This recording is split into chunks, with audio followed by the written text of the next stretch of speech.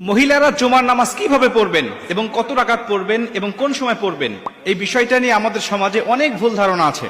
অনেকেই বলে যে মহিলারা জুমার নামাজের মতো 2 রাকাত আদায় করবে। অনেকেই বলে না, জোহরের নামাজের মতো 4 রাকাত আদায় করবে।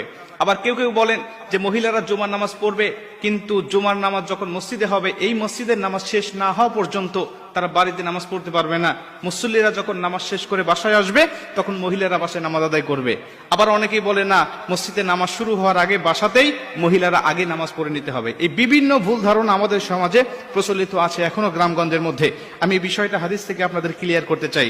সুনানে আবু দাউদ শরীফে বর্ণনায় আল্লাহ রাসূল সাল্লাল্লাহু আলাইহি ওয়াসাল্লাম বলেন, প্রত্যেকটা মুমিনের জন্য অবধারিত করে দেওয়া হয়েছে, রাসূল সাল্লাল্লাহু আলাইহি ওয়াসাল্লাম বলেন প্রত্যেকটা মুমিনের জন্য আবশ্যিক করে দেওয়া হয়েছে তারা মসজিদে গিয়ে ইমামের পিছনে জামাতের সাথে তারা জুমার নামাজ আদায় করবে, কেবলমাত্র শুধুমাত্র 4 প্রকার ব্যক্তি ছাড়া।